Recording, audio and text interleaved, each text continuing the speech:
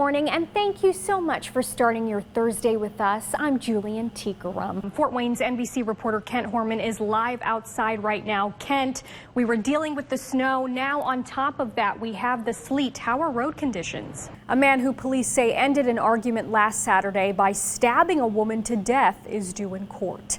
And overnight, Vice President Pence's office responded to a new report claiming he was part of the effort to pressure Ukraine to investigate Joe Biden. Thank you, Louie. A spokesperson with Dave & Buster's says the restaurant bar is expected to open by December of 2020.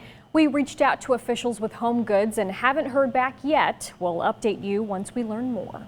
And he is going to be cooking up some ribs for us, and I just want to show you what I have here. We've got pulled pork, we've got the ribs. I'm gonna sauce these babies. Don't worry, David gave me permission to do this. So far this week, we have seen a lot of sunshine, very comfortable temperatures, and we know many of you have plans to get outside this weekend. I almost turned on the heat in my car today, Almost. yes, sir, Okay. but I did not.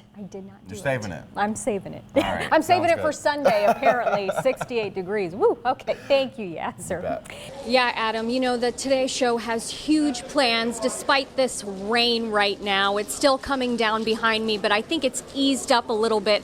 And you can actually see the Today Show set behind me. They've got the stage and the lights. Now, we mentioned her size because I think people look at a dog like this and may feel intimidated. But like you said, she's really sweet and she just wants affection. You know, I talked to a lot of witnesses who were inside at the time of this shooting, and they say that the shooter seemed to be targeting one girl. Taking a look at what's trending online, it's the news every Marvel fan has been waiting to hear. Spider-Man will be staying in the MCU. Disney and Sony announced on Friday that they will collaborate on a third movie featuring the teenage superhero. Jennifer and Nathan Jones always wanted a family. So when they found out Jennifer had an ectopic pregnancy, the news was devastating. Now the only way she'll be able to get pregnant is through in vitro fertilization or IVF.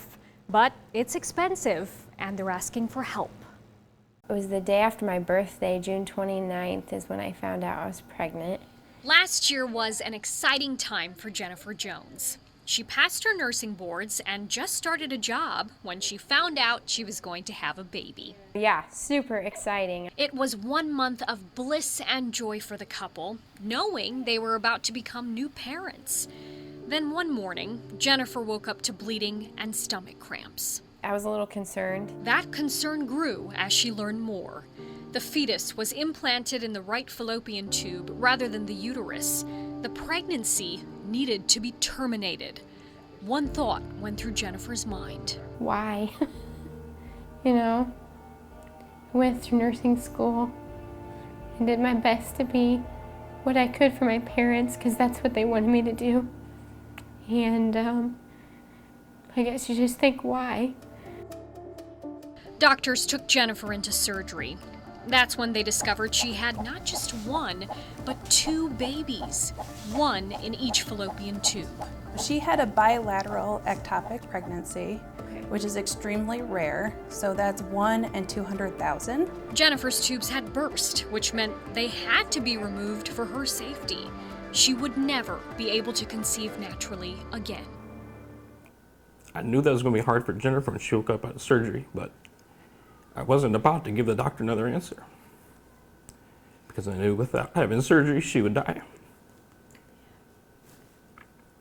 Jennifer was heartbroken.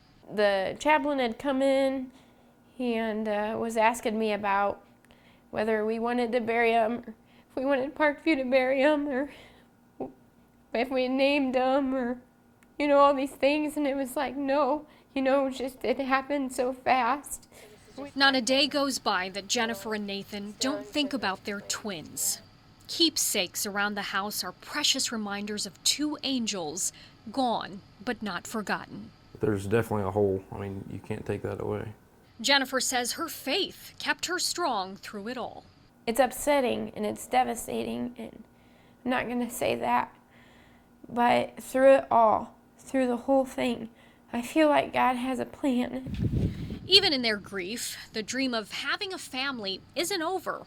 They'd like to try in vitro fertilization or IVF, but the process is expensive. Most people are pregnant the first time, but that's with one round of in vitro fertilization is $22,000.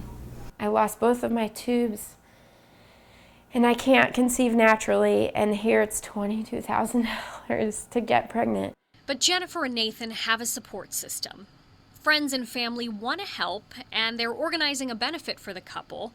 Doctors say Jennifer is a perfect candidate for IVF and has a good chance of carrying a baby to full term. She has a message for other women in her situation.